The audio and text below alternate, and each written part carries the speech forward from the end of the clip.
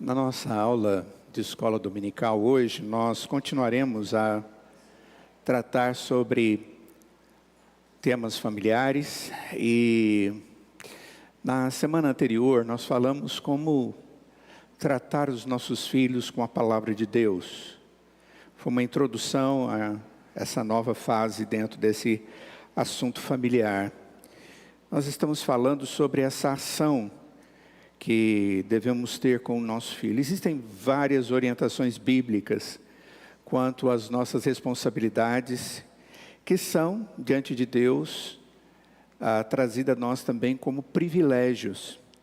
Então, hoje nós vamos continuar falando a respeito desse assunto. Certamente será bastante desafiador, porque hoje nós vamos falar sobre um problema muito comum no coração humano, que é a ira, a raiva e as expressões disso. E mais especificamente sobre isso acontecendo na vida dos nossos filhos. E como muitas vezes nós somos aqueles que auxiliamos, no sentido negativo, eles a agirem dessa forma.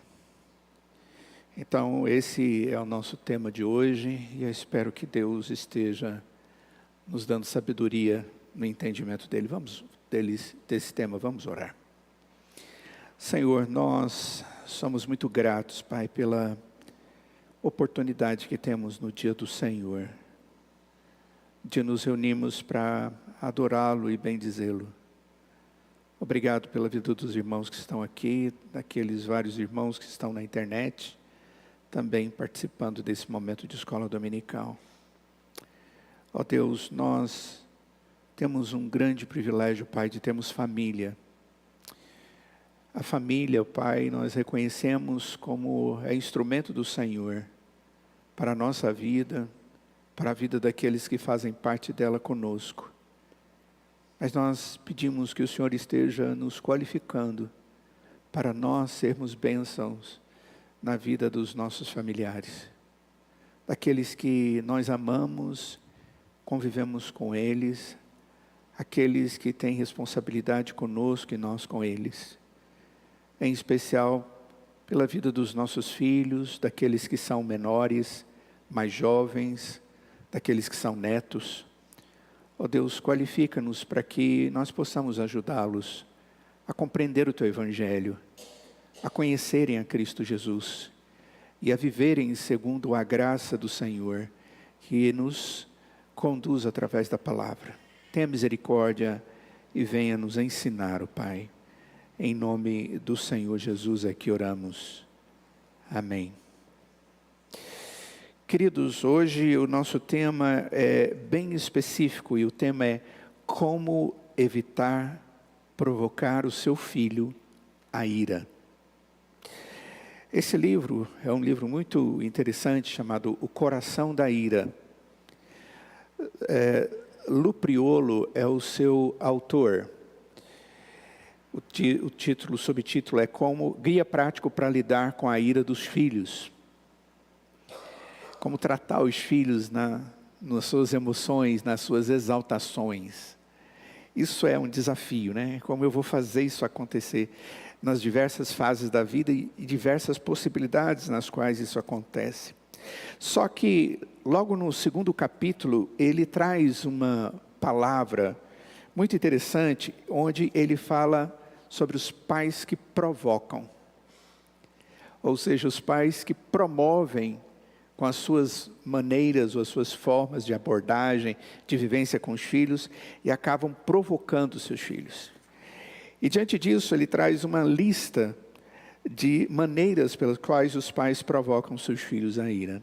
Então, eu estarei usando exatamente esse material, nosso irmão Lu Priolo. Eu tive a oportunidade de conviver com Lu Priolo, quando no Brasil, por 3 vezes.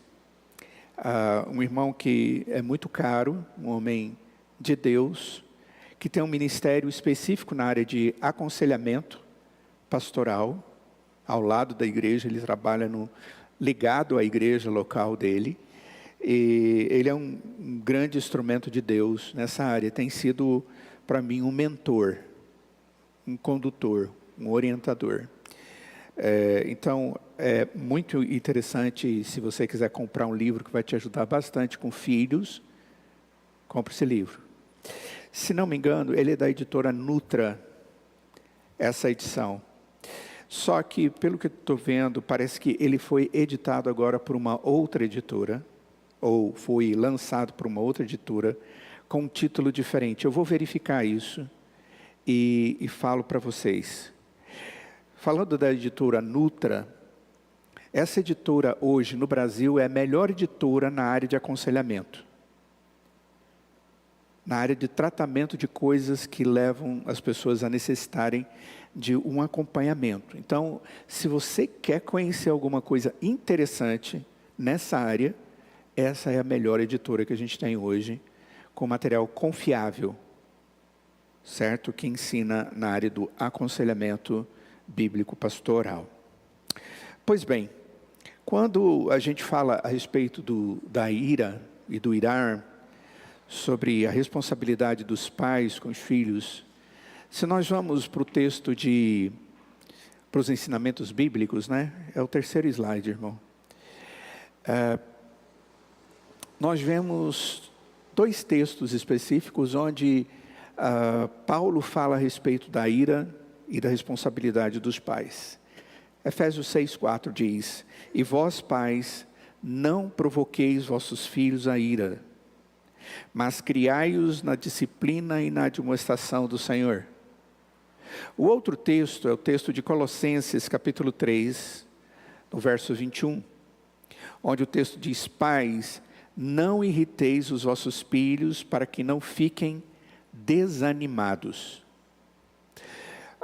São só esses 2 textos que nós encontramos esse ensinamento? Não. Nós vamos encontrar em vários outros textos a Escritura falando a respeito da ira. São mais de 500 citações na Bíblia sobre esse tema, ira. Só que especificamente aqui, nesses 2 de Paulo, em Efésios e Colossenses, ele traz de maneira muito clara a necessidade dos pais não irritar os seus filhos, ou não provocar os filhos a ira. Ambas as citações, elas fazem parte de um conjunto, onde Paulo está falando a respeito do marido, está falando a respeito da esposa, está falando a respeito do filho, e consequentemente ele está falando a respeito dos pais para com seus filhos. Então observa bem que são orientações objetivas, como marido cabeça, esposa submissa, pai orienta e não irrita o filho, e filho ser obediente e honrar seu pai. Mas para os pais não provoqueis os vossos filhos a ira. E quando a gente olha para a ira, eu fico perguntando, e talvez você também, o que seria a ira? Qual o padrão de comportamento da ira? Algumas sugestões, próximo. Algumas sugestões aqui sobre o padrão de comportamento da ira. Olha só. A ira é alguma coisa que gera, ou é expressa, através de desrespeito, de argumentação inadequada. O antagonista é aquele que é contrário a tudo. Sabe, aquele indivíduo que qualquer coisa que você fala, ele tem que pensar alguma coisa para ser diferente. É um antagonista. É aquele que tem ataques de raiva. Aquele que gosta e promove conflitos verbais ou físicos, ou tem no coração a intenção e demonstra isso como atos de vingança e atos de crueldade. Tudo isso é ira. Tudo isso, a gente pode usar essas expressões ou pensar nessas atitudes e, em suma, isso está ligado à ira. E leva-nos a ficar bastante antena ligada, meio preocupado, porque se tudo isso é ira, e a Escritura diz que eu tenho que agir de tal forma que o meu filho não haja desse jeito, é realmente algo que eu devo me preocupar. ou se eu estou vendo ele agir dessa forma, ele está pecando, ele está agindo com ira, e a ira, nesse aspecto aqui, é chamado de ira pecaminosa. Bom, quando eu falo a respeito disso, eu vou para pensar um pouco mais a respeito da ira. Normalmente a pessoa que é irada ou iracunda, ela tem um comportamento tal que você percebe que ela é assim. Ela dá mostras dessa atitude. Porque essa pessoa tem aquilo que a gente chama de um comportamento que a caracteriza. É um padrão que a caracteriza. É um pecado que a caracteriza. E uma das piores coisas para uma pessoa é ser reconhecido por uma característica pecaminosa.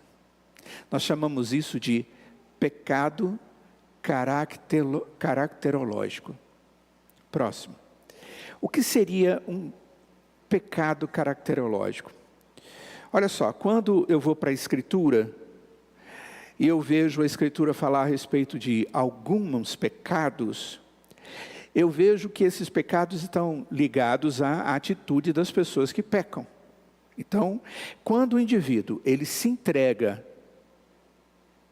de maneira contínua a um pecado específico, ele eventualmente fica preso, escravo a esse pecado. É como se aquele pecado fizesse parte das práticas comuns dele. Olha só o que diz Romanos capítulo 6, verso de número 16. Não sabeis que daquele a quem vos ofereceis como servos para a obediência, deste mesmo a quem obedeceis, sois servos, seja do pecado para a morte, ou da obediência para a justiça? É uma pergunta retórica. Ele está dizendo, olha, se você vai obedecer a alguma coisa, você se torna servo disso. Agora, se você está obedecendo ao pecado, você é caracterizado, e esse pecado, ele te leva para a morte. Ele te caracteriza como alguém que está fazendo algo porque está servindo a algo. A quem nós servimos? A Deus ou ao diabo? Essa é uma linguagem tão forte que nós encontramos, por exemplo, em 1 João, quando ele fala a respeito do cristão que é de Deus e aquele que não é de Deus é do inimigo. A gente acha isso pesado, dói, né? Mas é exatamente essa linguagem da palavra do Senhor. É a quem você serve. O pecado é alguma coisa que nos domina. É alguma coisa que você faz. Você não corre daquilo. Você se submete àquilo. João capítulo 8, verso 34, diz o texto: replicou-lhe Jesus, em verdade vos digo, todo o que comete pecado é escravo do pecado. Ou seja, o pecado caracteriza o indivíduo como pecador.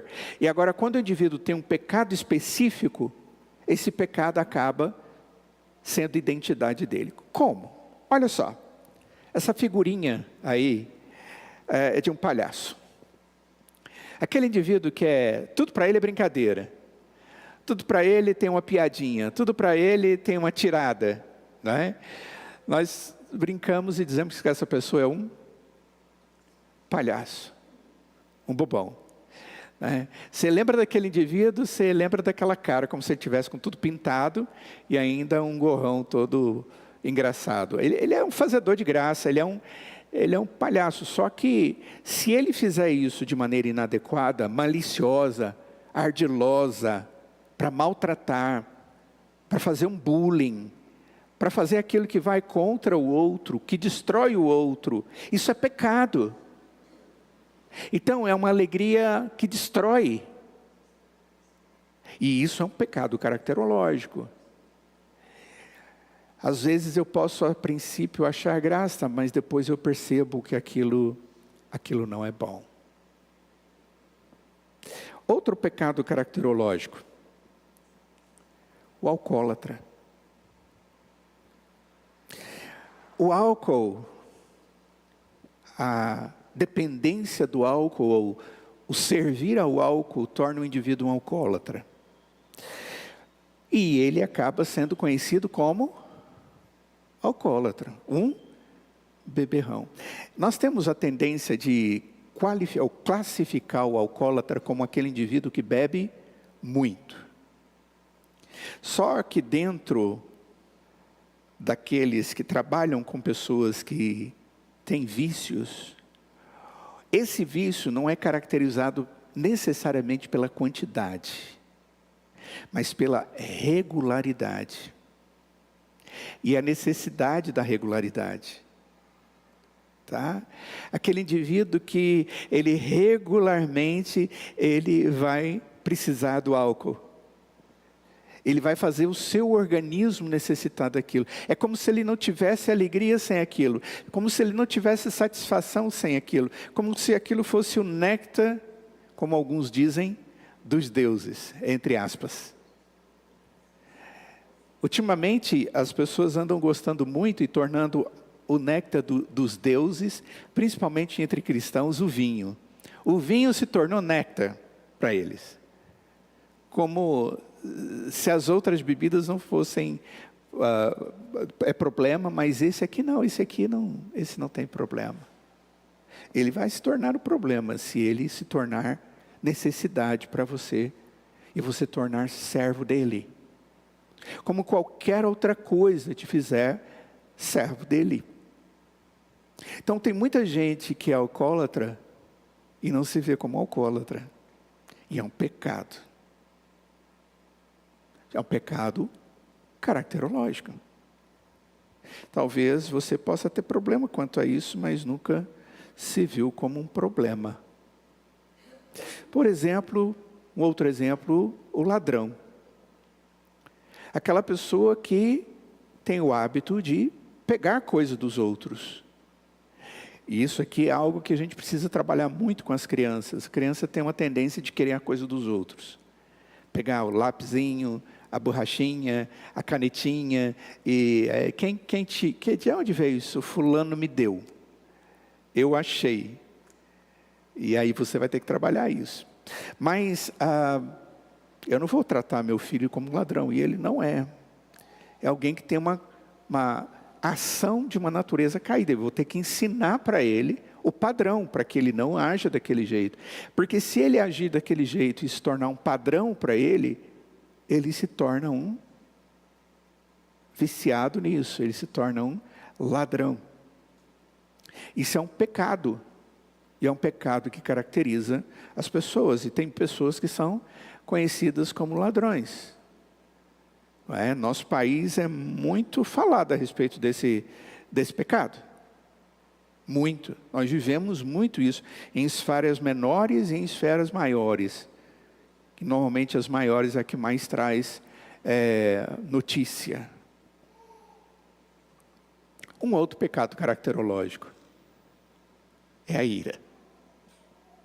É a raiva. É a pessoa que você olha para ela, parece que já está saindo fumacinha na orelha. O iracundo é aquele indivíduo que reclama de tudo. Que tem os dentes cerrados. Que é disposto a defender ideias às últimas consequências. É o exagerado. É o incontido.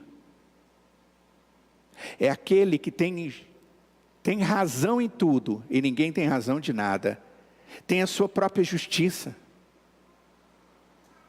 E que quando é julgado por algo que faz errado, se defende agredindo os outros. Esse é o iracundo. E esse é o pecado que a Escritura trata mais de 500 vezes. Como um pecado sério. Existe um texto de Provérbios que até mesmo diz que eu não devo conviver com essa pessoa. Porque se eu conviver com ela, eu vou me tornar como ela. É como se fosse uma doença contagiante. Ou contagiosa. Então observa bem que isso aqui é muito sério. Isso aqui tem a ver com a natureza caída. E nós precisamos tratar isso, porque a tendência disso acontecer na nossa vida é forte. A possibilidade de eu ser incontido em muitos momentos é algo muito, muito sério. Mas vamos lá. O problema da ira é um problema que normalmente é tratado como se fosse algo que os outros fazem contra mim. Não é? E eu sempre tenho uma motivação para dizer, não, foi o indivíduo que fez algo em mim, por isso que eu estou agindo como estou agindo. Mas você tem que entender que quem está irado, descontrolado, querendo revanche, perdendo a razão, perdendo a noção de que Deus é que é o Senhor de todas as coisas, e que Ele é que cuida de você, e que faz justiça segundo a vontade dEle, que Ele é aquele que é o que domina a situação toda, eu tenho que entender que quem está irado sou eu. Então o problema da ira é meu. O erro do outro tem que ser tratado no outro. O pecado da ira tem que ser tratado em mim. Só que a tendência do raivoso, do iracundo, é sempre ter a desculpa, ou porque ele pegou a faca e enfiou 10 vezes na mulher que ele viveu durante 25 anos.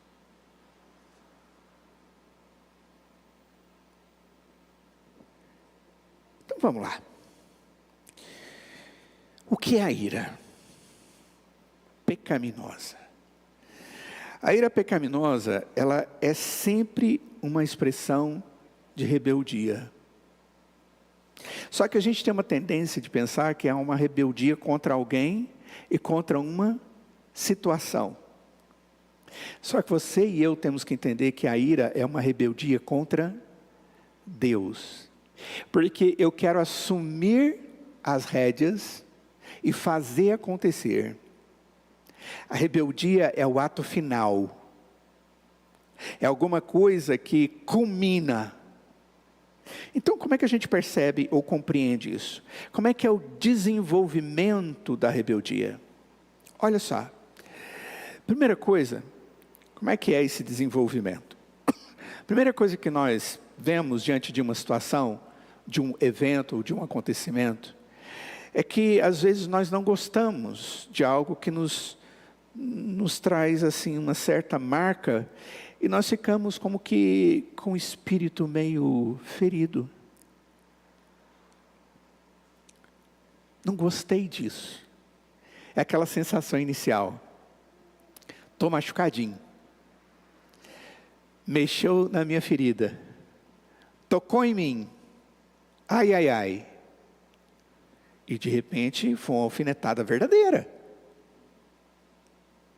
Isso, na medida em que eu administro em mim, sem resolver, há uma tendência de eu maquinar esse assunto e fazer com que isso se torne uma mágoa. A mágoa é uma lembrança daquilo. Não deixar que aquilo saia da minha mente e do meu coração. Aqui não está inserido entre a mágoa e a ira um outro elemento, que é a amargura. Eu já falei sobre isso para a igreja. A amargura é aquela atitude que eu mantenho uma mágoa e fico olhando para perceber os demais erros, mesmo que não sejam contra mim, mas desta pessoa, aquelas qualidades negativas dessa pessoa, para eu aumentar o meu sentimento de mágoa, ou para justificar a minha mágoa. Só que isso vai fazer com que a mágoa se torne amargura, uma mágoa fermentada, um sentimento azedo.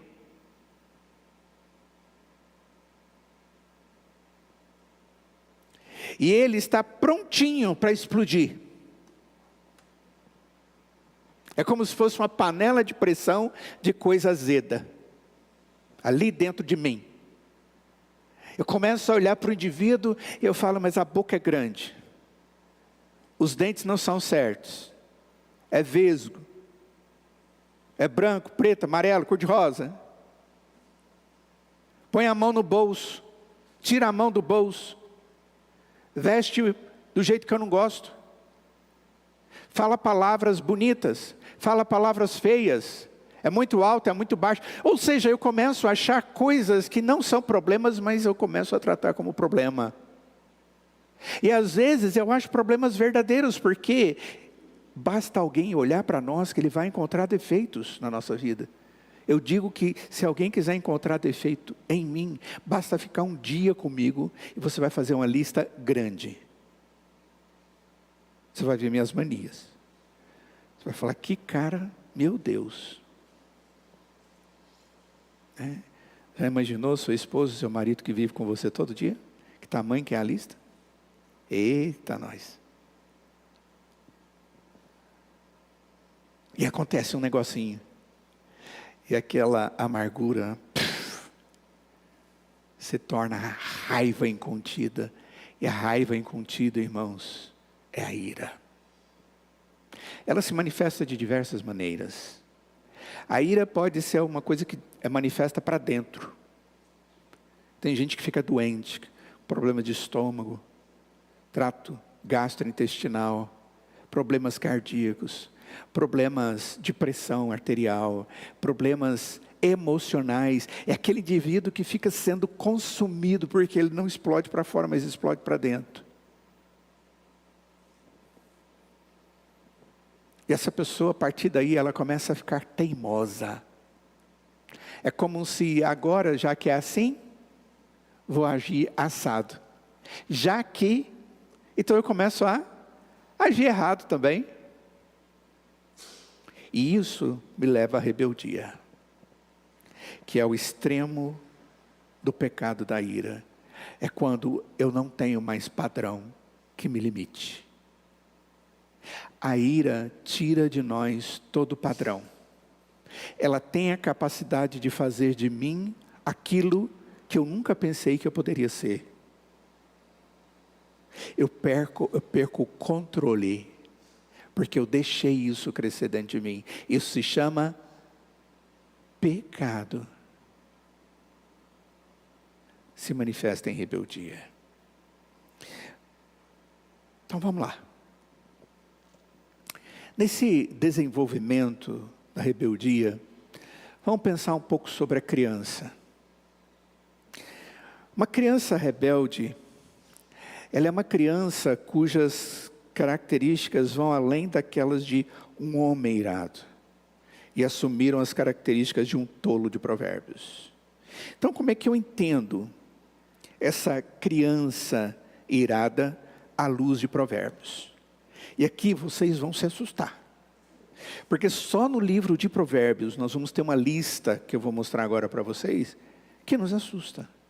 De características de um iracundo, que é chamado na Bíblia de insensato. Sem sensatez. Ou seja, ele chegou no ponto da rebeldia e da ausência de sensatez.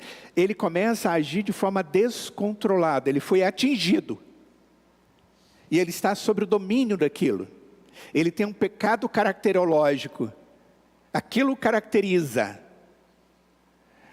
E aqui, talvez você vai ver o seu filho. Mas eu quero dizer uma coisa, talvez você vai ver você. Mas vamos pensar nas crianças. Quem sabe o seu filho não é tão novo assim, né? Quem sabe o seu filho já casou, né? Já tem netinho. Isso aqui é para nós. Então, mas a nossa objetividade é a criança. Mas vamos lá. Próxima aí. Vamos lá. Primeiro, o insensato, ele detesta a sabedoria e a instrução. Vai um por um, senão ele apaga. Está dando para enxergar? Está dando? Tá, ficou pequenininho, né? Ele detesta a sabedoria e a instrução. Depois eu posso passar isso aqui para vocês verem que cada um tem o seu texto de Provérbios. Um por um, cada um tem o seu versículo. Ou seja, é aquele indivíduo que você fala para ele, ele contesta aquilo que você fala, mesmo sendo aquilo o que é correto. É aquele indivíduo que, na hora de agir diante da instrução, ou de receber a instrução, ele tapa os ouvidos. Ele não necessariamente faz isso, mas ele faz como se estivesse ouvindo, mas não ouve. e vai agir como nem ouviu mesmo. Ele é insensato. O insensato é aquele que odeia o conhecimento. Afinal de contas, ele é o dono da razão. O insensato ou iracundo, ele entristece a sua mãe. Ele traz tristeza porque ela vê que ele é insensato e ele age de tal forma que ele age contra ela. Ele gosta de praticar a maldade. Ele age, você vê naquilo malícia. O insensato é aquele que está pronto para explodir. Não toca nele não, aquele menininho, aquela menininha que encostou, a mão roda na hora. E aquela mãozinha pesada, é o brinquedinho que está na mão. E o trem vai longe.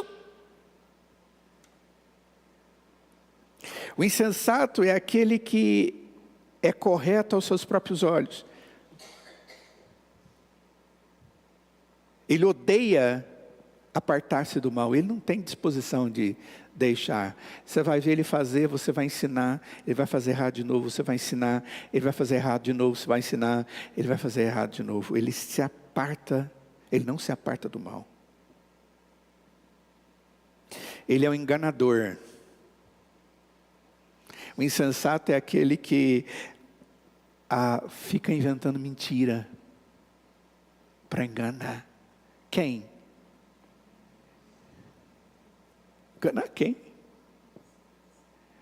Ele sabe que ele é um enganador. Ele é arrogante. Ele se acha. Ele não tem cautela. Ele rejeita a instrução do seu pai. Ele despreza a sua mãe. Quando disciplinado, ele não reage bem. A disciplina é para correção, não é isso? Caso contrário, não tem razão de ser. Mas o indivíduo insensato, iracundo, ele não está nem aí para a disciplina. Pode bater. Não adianta nada. Não mudou o que eu penso. Por quê? Porque eu tenho a minha cabeça já com o meu pecado totalmente no lugar aqui. Eu já me protejo, eu sou rebelde. Ele não compreende a sabedoria. A sabedoria é a qualidade de usar bem o conhecimento. Isso é sabedoria. Mas ele rejeita a sabedoria. Ele age diante de uma sabedoria própria e não da sabedoria verdadeira. Então ele despreza até a sabedoria de Deus. Ele tem um foco mundano, um sistema de valores que não é de Deus. Puxa, Senhor amado. Foco mundano. Ou seja, ele começa a olhar para as coisas do mundo e perder a noção das coisas de Deus. Ele é insensato, diz a Escritura.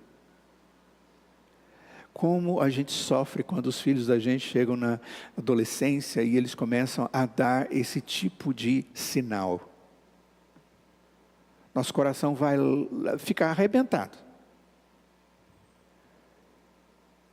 Porque ele começa a bisbilhotar, ele começa a encostar, a ver, a gostar das coisas contrárias àquele foco de cristão que você construiu no coração dele durante anos. E ele começa a gostar daquilo. E ele começa a colocar aquilo como alvo. E ele vai mentir para conseguir aquilo. Ele vai fazer o que for necessário para aquilo acontecer. Isso é insensatez, diz a Escritura. Acabou não. Próximo. Ele entristece o seu pai. Ele magoa sua mãe. Ele não considera discutir outro ponto de vista a não ser o dele. É aquele que tem prazer no falar e não em ouvir. É totalmente contrário do que diz lá em Tiago, né? Eu tenho que estar pronto para ouvir, tardio para falar. O insensato é aquele que quer falar e falar. Ele não quer ouvir. Ele provoca ira e brigas entre outras pessoas pelas coisas que ele fala. Causa dissensão. É aquele indivíduo que quando está num ambiente, ele gera dificuldades no ambiente. Porque afinal de contas, eu defendo a minha opinião em qualquer lugar que eu estou, porque eu sou sincero. Eu gosto de dizer que essas pessoas são mal educadas, incontroláveis, ou descontroladas, sem bom senso. Não analisa a situação, a Escritura chama isso de insensato. Esses últimos dias no nosso país nós estamos vivendo um tempo de profunda insensatez política. Muita gente dizendo muita coisa que não devia dizer. De todos os lados. E muita gente defendendo coisas que nem sabe o que é, por interesses que nem ele sabe quais são. Cuidado com isso. O insensato é aquele que tem uma língua rápida, que geralmente traz problemas. É aquele indivíduo que tem uma resposta, pronto. Você convive com alguém, já conviveu com alguém que é assim? A hora que você está falando, parece que antes de você terminar, a pessoa já tem uma resposta pronta, de defesa. É uma das coisas mais complicadas que tem, esse tipo de pessoa. Mas tem pessoas que são rápidas. Às vezes são pensamentos que estão ligados àquilo, ou são coisas só para fazer você parar de falar. É como se a pessoa estivesse dizendo, para de falar, cala a boca.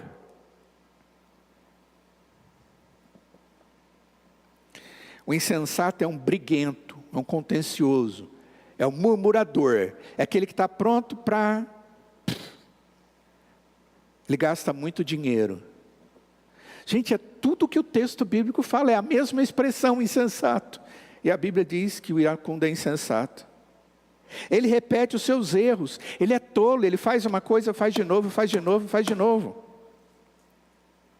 Ele confia em seu próprio coração, e ele esqueceu que a Escritura diz que o coração do homem, se não está totalmente santificado, ele é corrupto. Ele não tem condição de resolver conflitos. E ele expande, ele demonstra toda a sua ira. Em alguns momentos, a ponto de você dizer, esse indivíduo é um iracundo. O iracundo, ele não dá conta de se conter. Em alguns momentos, ele vai apresentar 1, 2, 5, 10, 20 dessas características. Mas de repente ele apresenta uma dessas, e ele já é classificado na Escritura como insensato.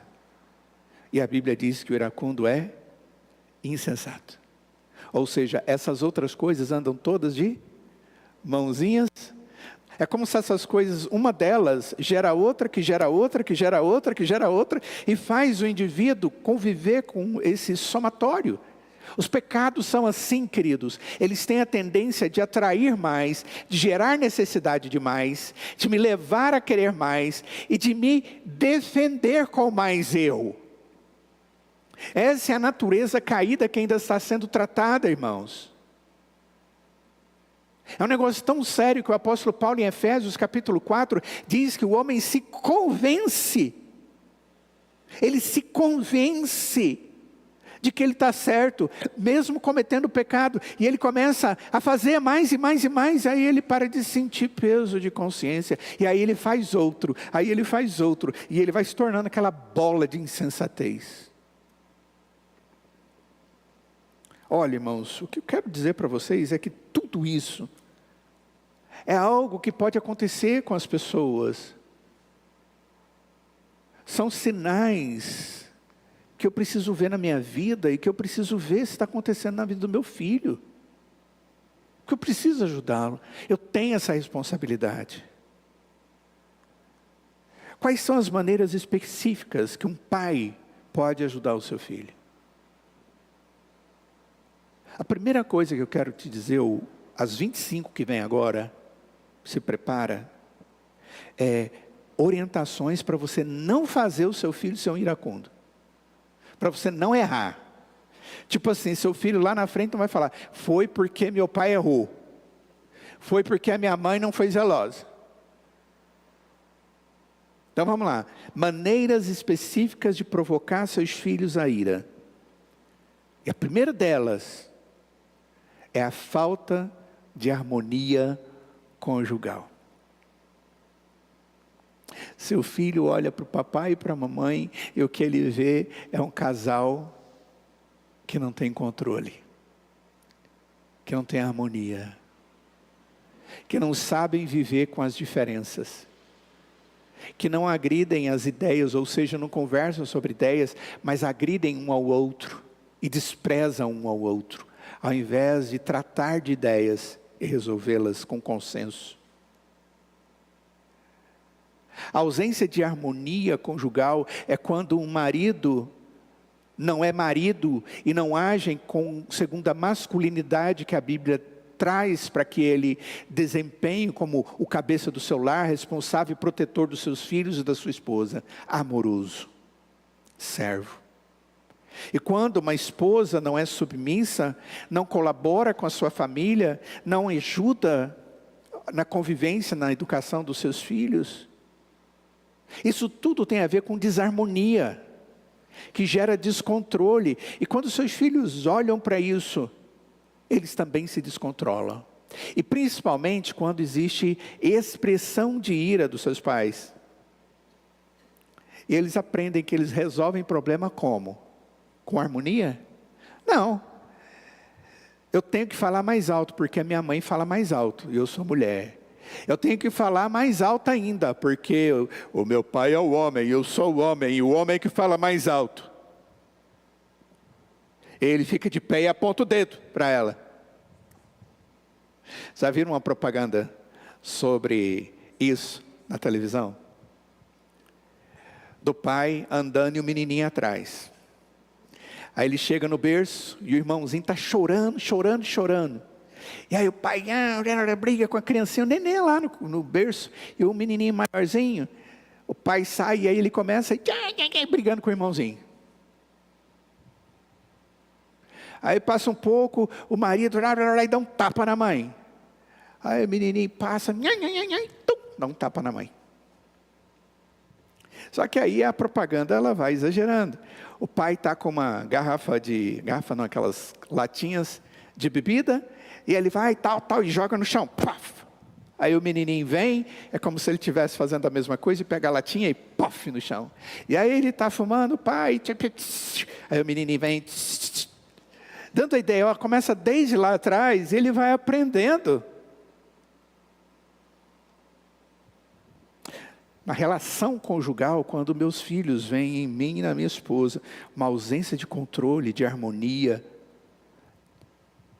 não assumimos as responsabilidades próprias de uma masculinidade, feminilidade, de princípios segundo as Sagradas Escrituras, meu filho vai ficar sem referencial. E isso vai gerar nele uma possibilidade de agir do mesmo jeito. Você vai produzir ira no seu filho. Outra coisa, nós precisamos aprender a estabelecer e manter o nosso lar focado em Cristo. Mas o que acontece muitas vezes? O centro é a criança. A partir do momento que a criança nasce, parece que a vida dos pais gira em torno da criança. Ah, mas ela é pequenininha, ela é realmente dependente. Eu sei. Só que a partir daquele momento em que a criança começa a discernir, ela começa a manipular. Sabe quando começa isso a acontecer? Quando ela nasce e quer beber leite. E vem da mamadeira da mamãe. E ele aprende que se ele berrar vai ter o peito da mãe. Então na hora que ele está com fome, o que ele faz? Ele berra. Depois vem a mamadeira, e aí ele berra. Aí depois ele começa a aprender a falar. Mas ele aprendeu que ele tem que berrar. Nossa, você está sendo maldoso, criança não tem esse discernimento. Tem mesmo não, isso chama natureza. Ele sabe como ele consegue as coisas que ele está querendo. E aí ele vai crescendo e ele viu que todo mundo serve ele, porque ele é o centro. E quando ele não tem alguma coisa, ele se joga no chão e bate as pernas. E bate os braços. E grita de tal forma, e tanto, que você fica pensando, nossa, os vizinhos acham que eu estou matando meu filho. O que você quer, meu benzinho? O que você quer? O que você quer? Cala a boquinha, cala a boquinha. E aí eu começo, a partir daí, ter cada vez mais o foco nessa criança. E eu começo a dar para ela tudo, providenciar tudo. E eu começo a dar exatamente muito mais do que aquilo que ela precisa. Porque o foco é essa criança. Você está mimando essa criança. Você está tornando uma pessoa que tem valores inadequados. Então, quando nós colocamos a criança como centro da nossa família, e não Cristo, para ser adorado, eu estou criando um mimadão. E essa criança vai se tornar alguém que tudo para ela vai ser tratado assim. Tudo vem para mim. E vai pecar. Cuidado, papai e mamãe que tem só um filho. Tem problema ter só um filho, não. Tem problema quando isso não é tratado de maneira correta. Certo? Vocês entendem o que eu estou falando, entendem? Deus tem misericórdia de vocês. De nós, né? Ser exemplo de ira pecaminosa. Eu queria ler esse texto com vocês. Vamos lá. Provérbios, capítulo 22, versos 24 e 25. Provérbios 22, 24 e 25.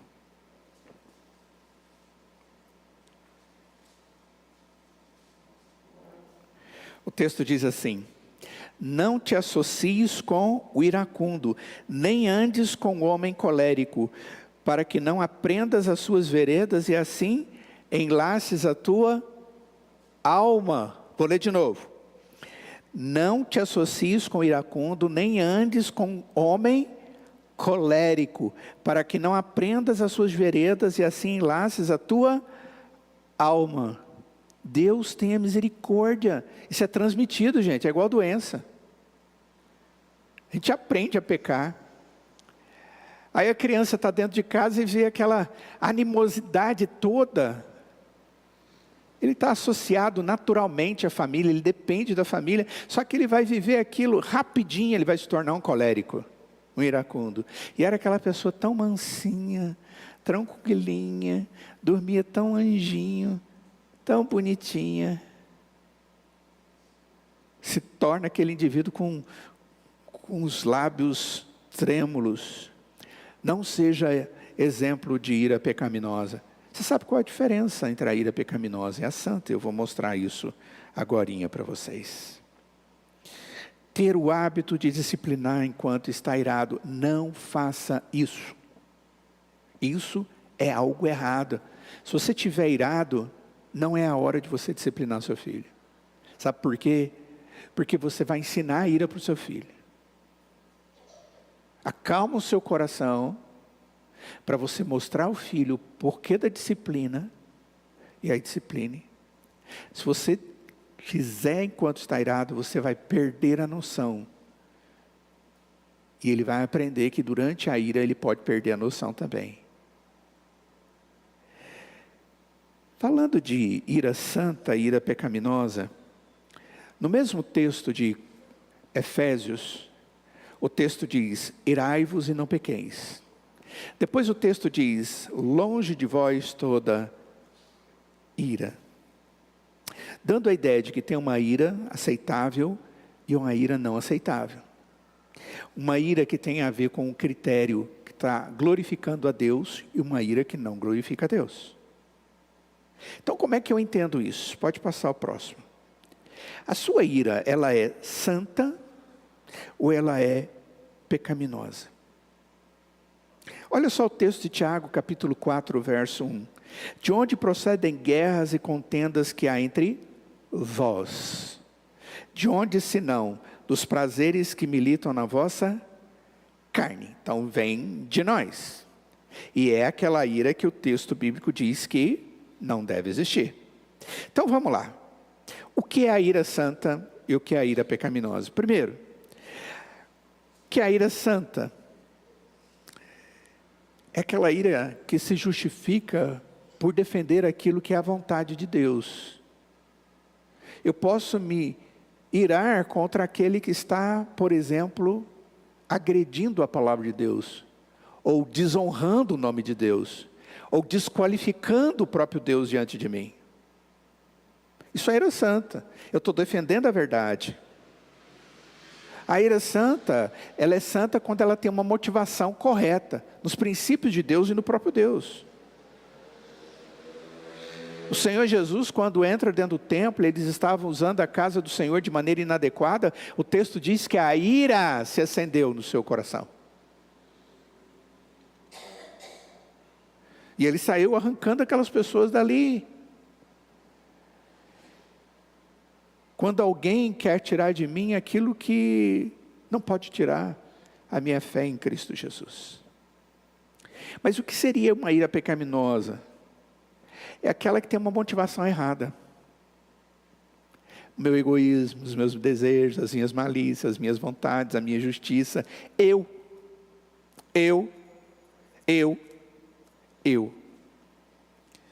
Quando eu não tenho aquilo que eu quero.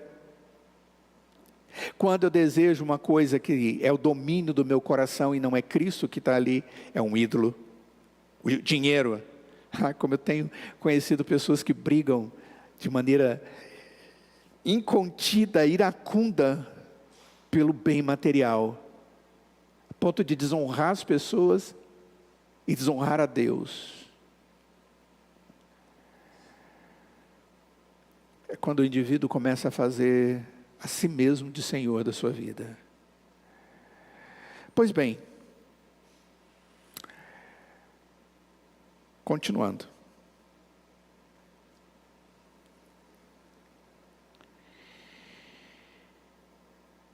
Cinco, ser inconsistente na disciplina. Cuidado com isso, viu? Quando você disciplina de maneira errada, não existe razão real para a disciplina. Sabe, é muito mais uma vontade sua do que uma razão real. Por quê? Porque eu queria que você tivesse feito. Mas por quê? Porque eu queria. Entende isso? É aquela disciplina meio inconsistente, ela não é compreendida corretamente. Outra coisa que gera ira nos nossos filhos é quando nós demonstramos dois padrões. E isso é muito sério quando nós temos mais de um filho, viu? Com um filho você age de um jeito, com outro filho você age de outro. Você tem padrões diferentes, atitudes diferentes. É claro, mas um filho obediente, eu tenho um padrão diferente. Não, o padrão é o mesmo. Padrão de verdade, de compromisso, de responsabilidade é o mesmo. Não existe padrão diferente. O que existe é a reação diferente diante dos acertos e dos erros. Então não existe diferença na justiça. Mas tem gente que age aplicando a justiça de maneira equivocada no sentido de diferente. Os filhos cometeram o mesmo erro, mas eu ajo de maneira diferente com um e com o outro. Perceberam o que eu estou querendo dizer? O padrão sempre é correto, é um só. Às vezes o que existe variação é como as pessoas estão agindo e como eu vou ter que disciplinar e conduzir essas duas pessoas. Cuidado com o legalismo. Os pais legalistas, eles causam muita ira nos seus filhos. O que é legalismo? É aquele negócio de que é. E você não mostra o porquê. O legalista, ele é a lei pela lei. E não a lei de Deus, por causa da graça de Deus, é obedecida como gratidão a Deus. É o contrário. Porque eu obedeço a palavra de Deus? Porque Ele é meu Senhor, Ele é meu Salvador, Ele é a minha alegria, Ele é a minha esperança, Ele é a minha providência, Ele é tudo para mim. E se Ele quer que eu não tenha outro Deus, por que eu vou ter outro Deus? Se Ele não quer que eu adultere, por que eu vou adulterar? Se Ele não quer que eu roube, por que eu vou roubar? Por quê? Eu amo a Deus. Agora, simplesmente porque é. Hoje é domingo, vamos para a igreja. Por quê? Porque hoje é domingo. Eu lembro quando eu era criança, era mais ou menos assim. Domingo não se fazia nada. Então a gente ia na igreja e tinha do lado uma fábrica de picolé. Imagina. Fábrica de picolé. A gente não chamava de sorveteria, não. E tinha uns picolés que eles eram redondos, assim, ó. Lembra disso, que esse picolé redondo? Parecia um bastão. A hora que eu olhava aquilo, nossa. Não adiantava chegar no meu pai e falar assim, dá um picolé. Não adiantava, porque aquele dia era dia do Senhor. Não se compra, não se vende, não joga futebol, não vai no cinema, não é dia do Senhor. E era aquele negócio assim que a gente ficava preso como se o dia do Senhor não era um dia que a gente vivia, a não ser aquelas coisas específicas, bem judaicas. Crentes antigos sabem do que eu estou falando. Alguém aqui experimentou isso? Como crente? Você experimentou? Eu experimentei isso. Queridos, eu sou o maior defensor do dia do Senhor.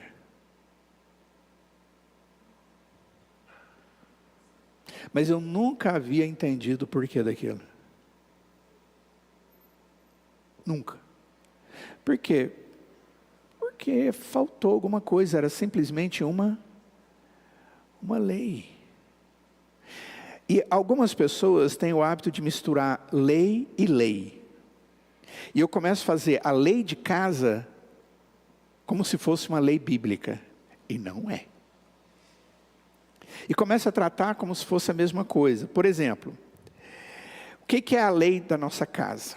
Pode passar. Há uma diferença entre, pode passar, regras que são direcionadas pela Bíblia e regras derivadas da Bíblia. O que seriam regras direcionadas biblicamente? Aquelas que eu vejo direto na Escritura. Olha lá. Ame o Senhor seu Deus. Ame o seu próximo. Não minta. Não tenha inveja. Não roube. Filhos, obedeçam seus pais. Eu preciso ficar interpretando? Não, né? É direto lá. E quais são as derivadas? Que são aquelas que eu crio na minha casa e que eu quero dos meus filhos porque eu procuro o melhor para eles. E eles devem obedecer. Como, por exemplo, aqui em casa tem uma regra, filho. Até os 8 anos de idade, vai dormir às 8:30 da noite. Amanhã tem que arrumar a cama a hora que levanta. Tem que comer brócolis. Todo pai briga com o filho por causa de brócolis. Guardar as roupas limpas. Não falar palavrões. Pedir licença antes de sair da mesa. São regras da casa. Mas eu começo a tratar as regras bíblicas e as regras da casa como se elas fossem do mesmo peso. Ir para a cama às 8 horas da noite tem o mesmo peso das outras ordens bíblicas diretas, e elas não têm. E aí eu começo a ser um legalista. Isso causa ira nos filhos. Você precisa sempre dar razão correta para que eles possam compreender por que eles estão vivendo aquilo. 6. Isso aqui a gente já tratou. Perdão, é o 8. Não admitir que está errado e não pedir perdão. Gente, pai erra. Ou não? Nossa, de vez em quando a gente dá umas pisadas na bola. Aí o filho faz alguma coisa. E você fala, mas o senhor... Ou ele vira para a mãe e fala, mas a senhora... E você fala, ai, meu Deus do céu... Eu pisei na bola, eu errei. Eu errei. E quando eu erro, eu tenho que ter sabedoria para chegar diante de uma pessoa e dizer: olha, eu errei. Eu tenho que ter tristeza no meu coração e dizer: filho, eu estou triste porque eu errei. E eu tenho que chegar para o meu filho e dizer: me perdoe, filho. E ensinar para ele a te perdoar como você também o perdoa. E como Cristo nos perdoa. Isso faz de nós humildes, longe de sermos iracundos. Talvez seja essa uma das principais maneiras de ajudar nossos filhos. Então vamos lá, qual é a sequência? Reconheça que você pecou. Identifique seu pecado com o nome bíblico. Olha, eu fui vingativo, eu aumentei a voz, eu não sabia que era desse jeito. Identifique o comportamento bíblico correto. Olha, eu deveria ter feito diferente.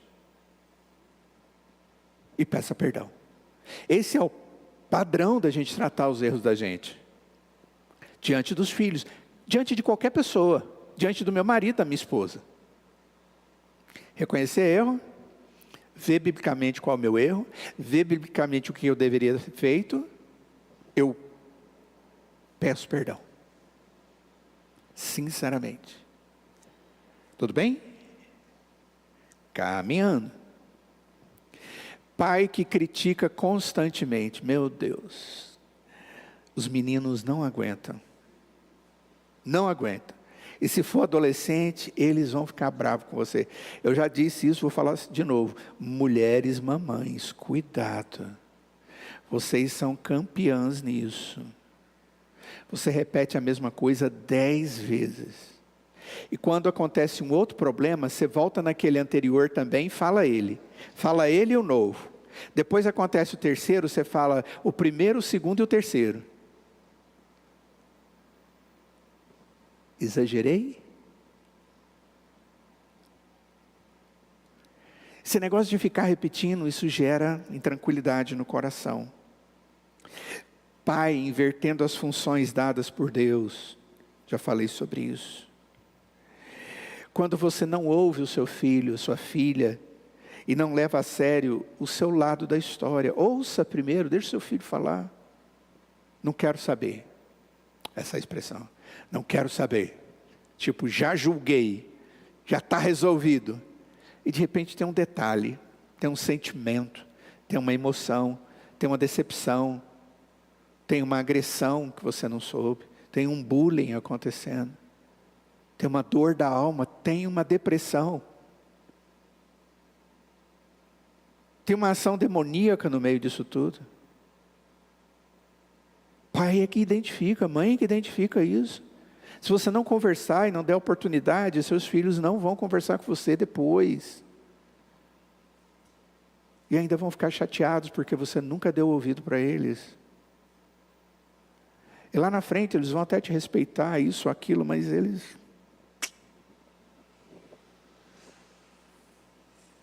Doze.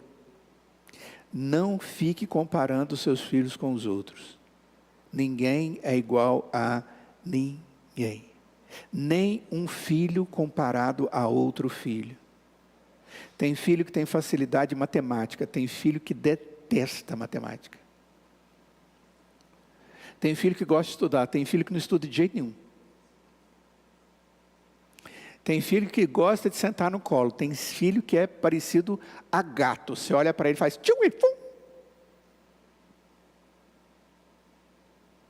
Arisco. Eu não posso ficar comparando. Eu queria que você fosse, mas eu não sou. Cuidado. Você pode irar seu filho por não ter tempo para conversar com ele. E isso aqui no mundo contemporâneo é muito sério. Tem filhos que gostariam de conversar, gostariam de falar, gostariam de ter só um tempo para conversar mesmo. Quem sabe tomar um sorvetinho junto, tomar uma Coca-Cola junto, comer um sanduíche. Já disse isso para os pais aqui mais de uma vez. Pai, você precisa ter tempo com seu filho. Um de cada vez. Hoje é dia do fulano de tal. Hoje é dia do fulano de tal. Eu tenho 2 filhos.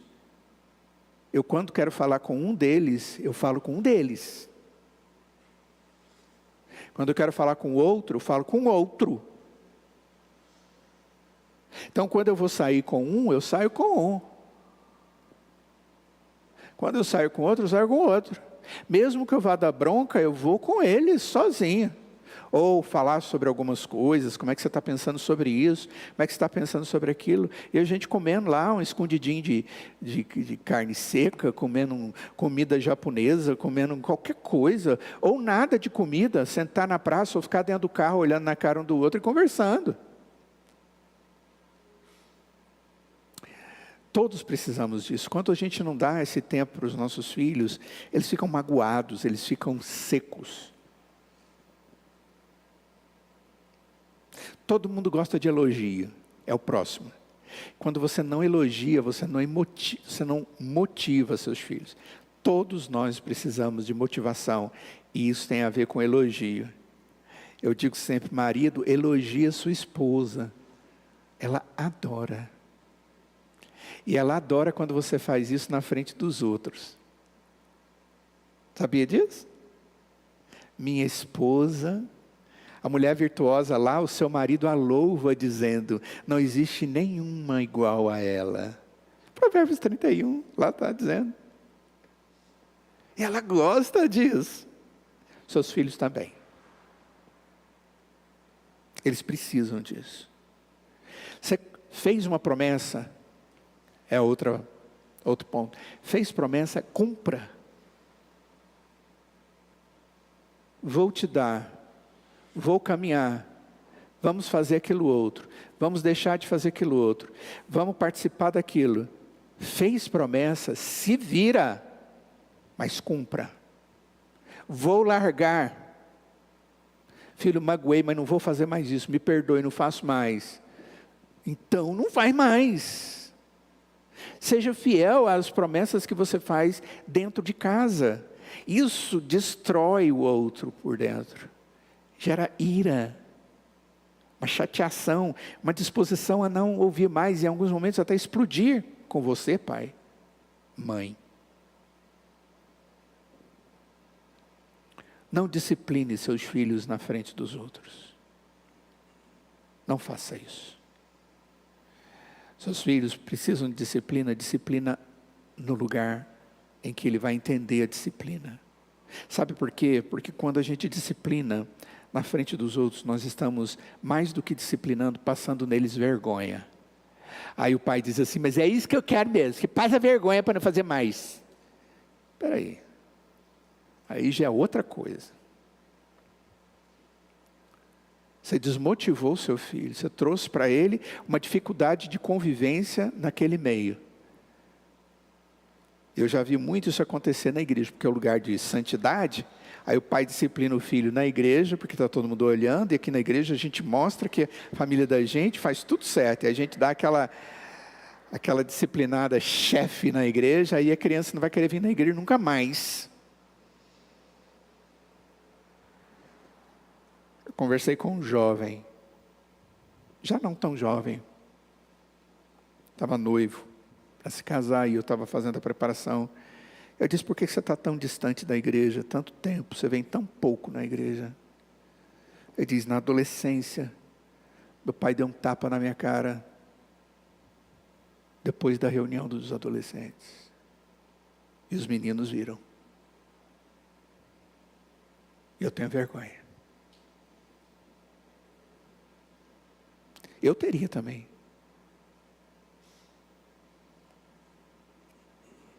Você já conversou isso com seu pai? Nunca.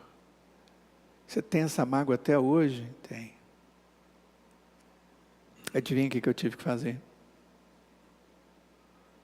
Pastoralmente. Concordam comigo? 17. Estamos acabando. Não dar liberdade suficiente. Peraí, pastor. Eu tenho que dar liberdade para meu filho? Tem. A suficiente. Na hora certa. Tem pai que não dá nunca.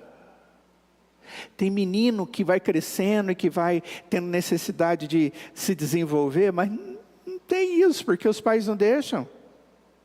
E eles começam a ficar chateados. Não é porque todo mundo faz que o seu filho tem que fazer, mas o seu filho precisa fazer para ele amadurecer e crescer. Tem pai que o filho não toma decisão. Tem pai que age de tal forma que o seu filho não tem liberdade nenhuma. Então, cuidado para você não dar a liberdade suficiente, quando você não dá a liberdade suficiente. Mas cuidado quando você dá demais. Então observa bem que é o equilíbrio.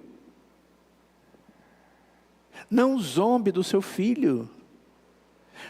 A sua autoridade sobre ele não pode levar você a zombá-lo dele.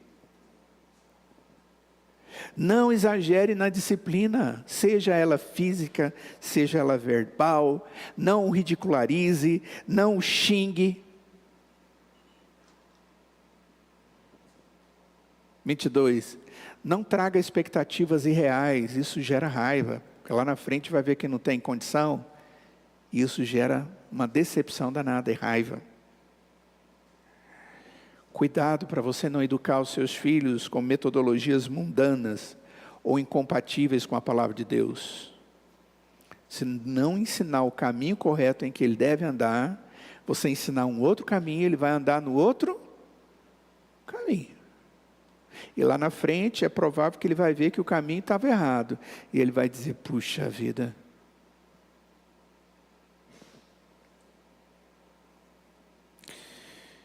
Irmãos, talvez você, vendo tudo isso aí que foi falado, você diz, puxa vida, é bem criterioso mesmo, né? Eu preciso sempre pensar muito em como vou conviver com os meus filhos e como eu vou gerar uma atitude, um coração santo, com atitudes santas, controladas. É realmente uma tarefa árdua. Em momento algum você encontra na Escritura, a Escritura dizendo que essa tarefa de ser pai e mãe é simples. Essa palavra de Deus diz que eles são herança. Eles são bênção de Deus para a nossa vida. E que nós precisamos nos esforçar para ser bênção na vida deles. Agindo de tal forma que eles possam ter em nós, não uma motivação da tristeza, da ira, da raiva, do descontrole, ou de lá na frente dizer, eu aprendi tudo errado dentro do meu lar. Talvez a gente precise fazer a oração. E a oração seria, Senhor Deus, nos ensine e ajude a conduzir nossos filhos segundo a sua palavra e graça. Em nome de Jesus. Eu creio que essa deve ser a oração. Vamos orar. Senhor, te louvo pelo privilégio que temos de sermos pais. Ó Deus, mas queremos ser pais adequados. Pais, ó Pai, que conduzam os filhos de forma correta. Livra-nos, ó Pai, do erro de motivarmos os nossos filhos a serem pecadores. Em especial a serem pessoas raivosas, cheias de ira, cheias de insensatez, para com a família, para com o Senhor, para com o mundo. Ó Deus, ajuda-nos a amá-los e a honrá-los e sermos instrumento de bênçãos para a vida deles. Formate os nossos corações com a Tua verdade. Ó Deus, essa é a nossa oração, humilde e sincera na Tua presença. Em nome de Jesus. Amém. E agora, amados irmãos, Que o Senhor vos abençoe, guarde e faça resplandecer sobre vós o seu rosto e vos dê da sua paz. No amor de Deus o Pai, na graça de Jesus o Filho e na comunhão do seu Santo Espírito. E que seja assim hoje e para todos sempre. Amém.